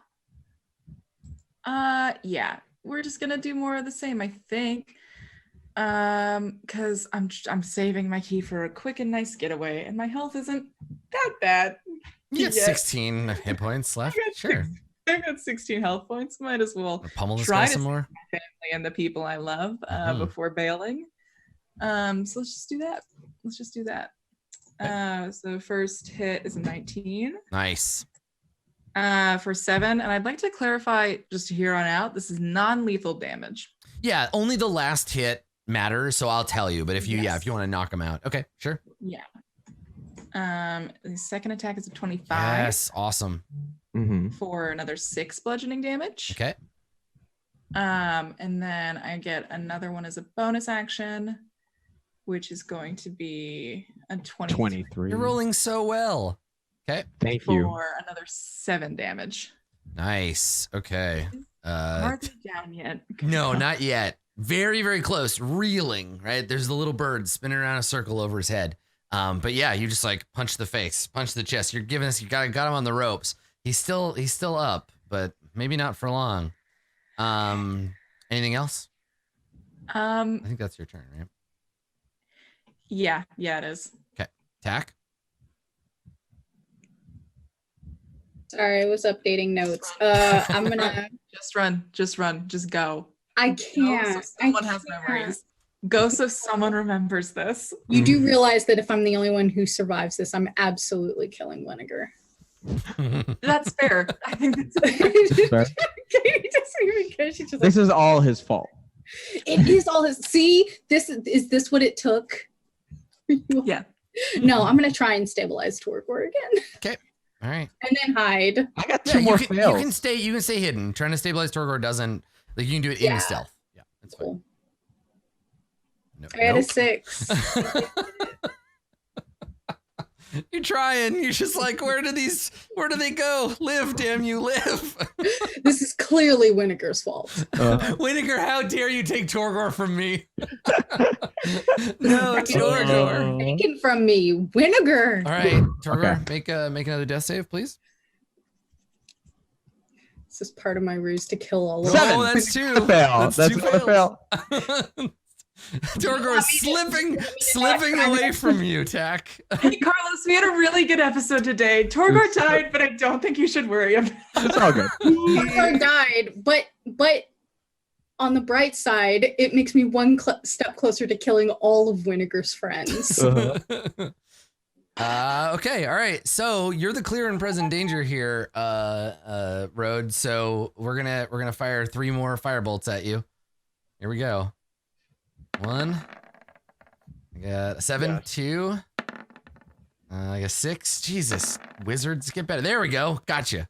All right, so that last one's a Is hit. this a ranged weapon attack or is this It a is, magic? yes. Well, no, it's not a weapon attack. It's a spell attack. So you can't like grab it and throw it back. I don't think. Yeah, no, I was just trying to do the damage reduction part of Yeah, that. let me look. Let me look because I think I want to say no, but it's also be cool if it was yes. Mhm. It would be so cool if it was yes, because I love staying alive. What is the Tell me how great that is. I can throw it in chat. Yeah, paste it in the chat for me so I don't have to look it up. Deflect missiles. Here we go. There. Deflect or catch the missile when you're hit by a ranged weapon attack. Okay, is it's fine. Firebolt a ranged weapon attack? I think it might be a ranged spell attack. Damn. That's right. My mind's telling me no, but my body Heart. is How telling me cool. yes. Adam. Just think of how cool it would be if Road just. No, it's a ranged spell. It's a ranged spell attack. Unfortunately. That's fair. That's fair. Yeah, It's only 8 damage. ranged spell attack. So you take 8 damage, 8 damage. Yep. which is half of the 16 that you have. Next turn I'll deal you No, 4, then I'll deal you 2. Uh-huh. Okay, all right. So yeah, again, they're all like fire bolting you, trying to bring you down. You're dodging most of them, but not all. And then our friend the mind mage goes after you with the stun gun and misses. Mother. All right, it's your turn, Road. You got 8 hit points in a dream. Yes. Out. Take him out. Good God. Holy God. Oh my God. Take him Kill out. him. Find a healing potion. 18. Okay, all right. 18. 18 is a hit. 8 damage. Now, do you want to knock him unconscious? Is that the plan? Yes. That is what happens. He is knocked unconscious. Okay. Elbow to the face, and his head snaps back, and his whole body goes limp like a bag of noodles, and he falls down on the ground. I step through shadow to appear behind one of those fucking nerds and I punch that one too. Okay, all right. So you're gonna use your bonus action to teleport. Where do you want to be? Like here? Yes. Okay. And I punch that nerd. Okay. All these dumb nerds. Torgor's about to die. Okay. Oh my I mean, with that attitude, yeah. So you teleport behind this nerd, and then you make your attack. You have advantage on this attack. God. Yes. And are all of these like? 14. That's a hit. Yeah.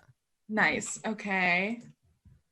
I think they're all like less and less perfect than the last one. It's slowly getting more like frantic Okay. and just upset in a way that I don't think she's been like upset in a very, very long time. And yeah, she's gonna spend another key point to punch this person some more Okay. for another 2 unarmed. Okay. So that's a 12 That's a hit. Yep. for 9 damage. All right. Are you trying to knock him out or kill him? Yeah, let's kill that one. This guy's not as important. Bam, broken neck. I only need one person to ask questions too. Yeah, your teleport is a bonus action. Does Flurry of Blows cost that as well? Flurry of Blows was a key point, so I assumed not. Yeah, sometimes. Oh, it was an Yeah, action. sometimes I'm it is. wrong. Sometimes it is. Okay. All right. the So punch you'll have to do more punching next turn. I'll save the roll. Okay. I'm just kidding. I know I can't. Mhm. All right. Ooh, Tack. I'll learn the bonus actions better. Masood, Yeah. would you like me to try again, or would you like me to leave you to die? What would Tack do? I'm truly gonna leave it up to you. I think It's like Tack has a roll of bandages in one hand and a melon baller in the other, and it's like, what do I One of these looks right. choose the ball and you join your mother in death? I just have like Choose a the hammer. sword. Yeah. Good. Yeah, it's just like a hammer. It's just like, well, I'll say this: Torgor's time is limited. He would love to live out the rest of it. Yeah, I'll just leave it at that. let's see. Tack has one. See, now you just asked me, and I'm like, oh no. Tack is not going to win this one. TK is going to win this one. Hey, Oh, there thank you go. goodness. You stabilize Torgor. Torgor will live to see another day. I was, you, Tack. I win. guys, I was already thinking about my next character. I had it. We need a cleric on this team so bad. I mean, so I wouldn't just say this about anybody, but if Torgor had died and had Masood said to me, Adam, can I just play as the Rose? I probably would have been like, yes, Masood, yes, you may. So That would be perfect. Just to Yeah. keep that in No, undo that roll. You're like, I I wake can't. up and I stab myself in the face. The end. I swallow the melon baller. Yeah. Chat has asked for your hypothetical final death saving roll. Will you give it to Yeah, him? let's just as a hypothetically, would Torgor have survived without Tack's help?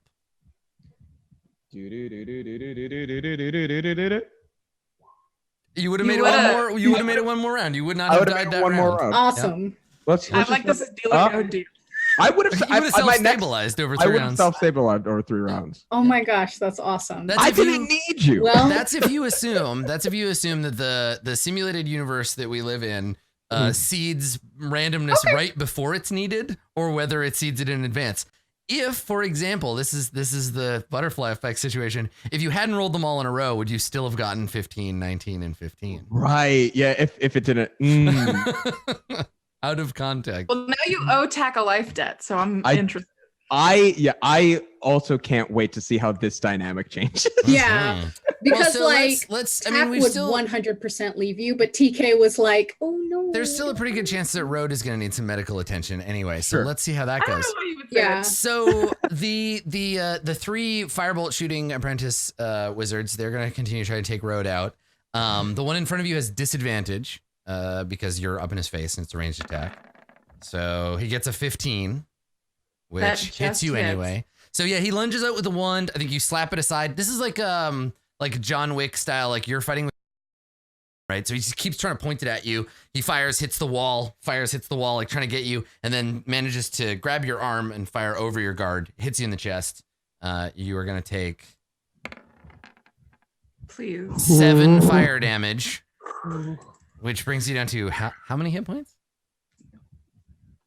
1. Just the one. Okay. It's a big old one. The other 2 fire as well. 1 firebolt is a Fucking miss. nerds, you can't hit me up. Second one, I just need to hit you once, and down you go.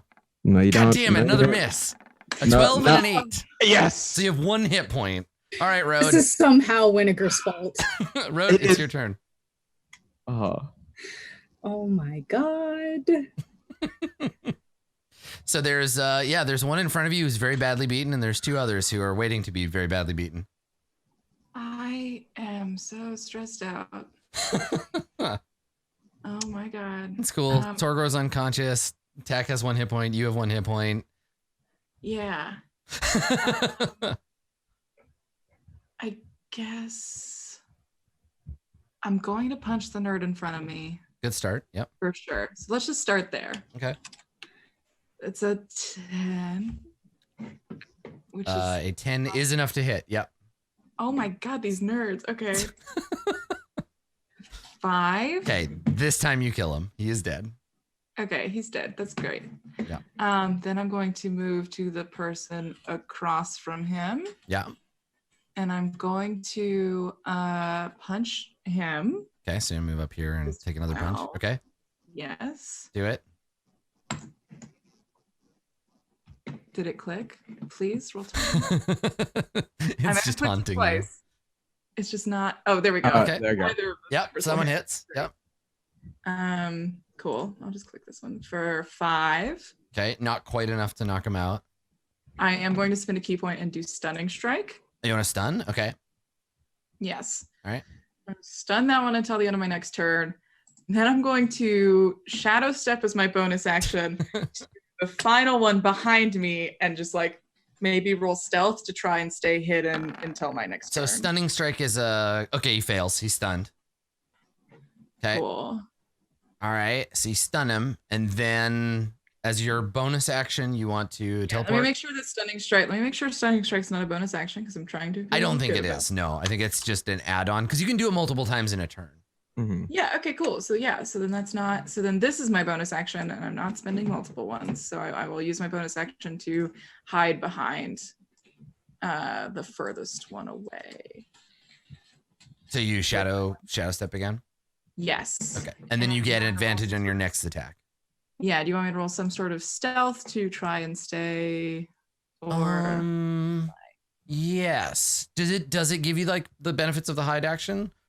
no. Okay, all right. So you won't have a chance to hide, but you have your advantage on your next attack anyhow. Yep.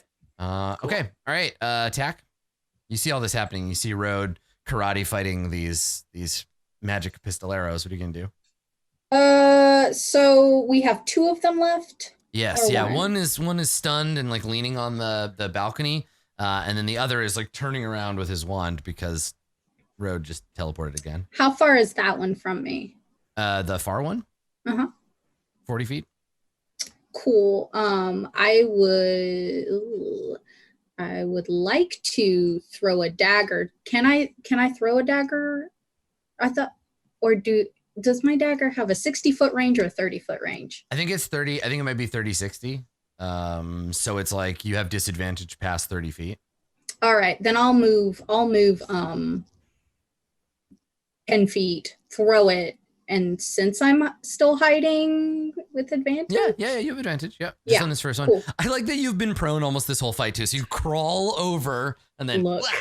it's great. I'm having a great time. Yeah, I'd like to super throw a dagger at him. Okay. with So you have advantage. advantage. Yep. I clicked dagger, but oh wait, I clicked it on the wrong thing. I didn't click it in the attacks. Sorry. Yeah, that's okay. There it is. Yep, you hit. I would also like to use sneak attack damage. Oh yeah. I imagine that you would. Thank you. One, Thank goodness. Okay. And with sneak attack, will you please let me click this? No, that's fine. I'll just type it in. It's okay. I'll do it myself. Nice. Oh, very dead. Extremely dead. So probably because they turned around to be Yeah. like, wait a second, where did she? And then knife in the back. Thunk. Yeah. And it's just like Tack, just like hanging out, struggling on to the stand floor. up. Cool. All right. Well, so this apprentice wizard is stunned until the end of Road's next turn. So, Road, it's just you, Tack, your 2 hit points to rub together, and this one guy who's like stunned and like leaned against this the banister. Cool. Can I push him over? Yeah, you just want to like rush over there and grab him by the legs and flip him over.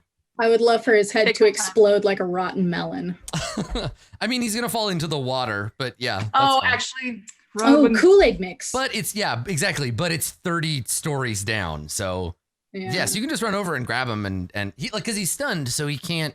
If you make an athletics check or an attack, I make an attack roll because you're doing a shove basically. yes. Yeah, so just attack him, make an unarmed attack. Okay, great. Yeah, no problem. Now instead of dealing damage, you can just push him 5 feet. Cool. Okay. Bye. So you run over, grab him with the legs, and just yank his legs up. Hecky yeah. He pivots over the banister and he falls, and we cut to a shot from above. He doesn't quite make it all the way down. I think he hits, because the cliff slowly slopes downward, so he falls and he hits the edge of the lower banister, just breaks in half pretty much, and then just like tumbles, bouncing off of the things until he lands down below on a walkway next to the water. Yeah, exactly. Does he land bottle side up? We cut away from the moment of landing. This is not Midsummer. So so we see this guy. You throw him over the edge, and he tumbles down to the ground, and he collapses in a pile. And we cut back to Road standing at the edge of the thing, and you're just like looking over at the body. He is definitely dead. And we'll take our much needed break here, and I will fix the overlay so that Torgor and Road are the correct people again, and we will be right back with the rest of today's episode.